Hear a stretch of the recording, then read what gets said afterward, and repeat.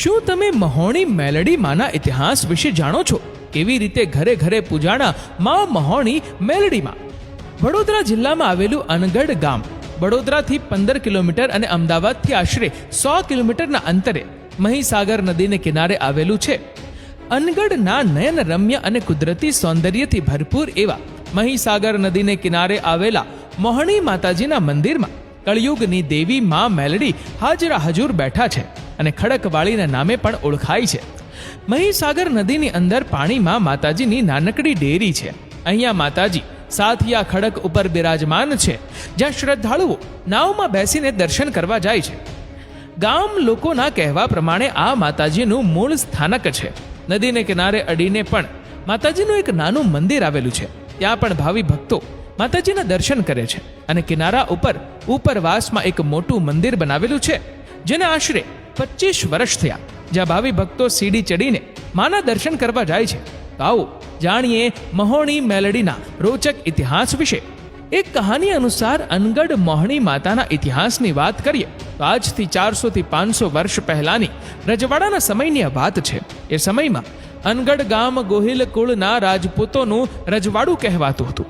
મહીસાગર નદીના કિનારે વસેલા આ અનગઢ ગામના સામે કાંઠે મુસ્લિમો રહેતા હતા. એ સમયે મુસ્લિમોએ રાજપૂતને વાટકી વ્યવહાર અને દીકરીનો વ્યવહાર શરૂ કરવાની વાત કરી. એટલે ગોહિલ સમાજને આ વાતનું ખૂબ ખોટું લાગ્યું અને ગોહિલોએ સામે કાંઠે રહેલા તમામ મુસ્લિમોને ખતમ કરવાનો પ્લાન કર્યો.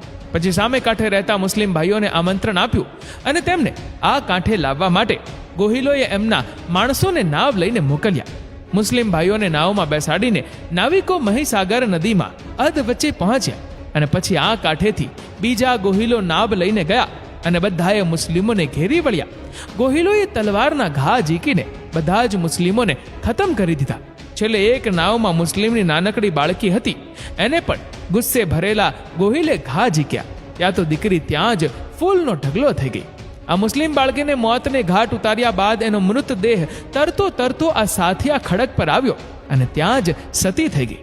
અને એ દિવસથી આજ સુધી અનગઢ અને આજુબાજુના ગામમાં મોહણી મેલડી કહેવાય. ત્યારબાદ આવો ચમત્કાર જોઈ બધા ગોહિલો માતાજીને કગરી પડ્યા અને કહેવાય છે કે સાથિયા ખડકમાંથી ગેબી અવાજ આવ્યો કે હે ગોહિલો, હું મોહણી મેલડી બોલું છું, હું અનગઢના ઘરે ઘરે પૂજાઈશ. પછી મિત્રો કહેવાય છે કે ગોહિલ રાજપૂતો ઘરે ઘરે મોહણી મેલડીને બેસાડી સવાર સાંજ માની સેવા પૂજા કરવા લાગ્યા. મિત્રો, દર વર્ષે અનગઢ ગામના માણસો મોહણી માતાના નિવેદ કરે છે અને મા મોહણી સૌની રક્ષા કરે છે. મિત્રો, મા મેલડીને પરચા પૂરીને એમનો મહિમા વધારવો હશે એટલે મા મેલડી આવી લીલાઓ કરે છે, જેથી ભક્તોની મા ઉપર અતૂટ શ્રદ્ધા બંધાયેલી રહે.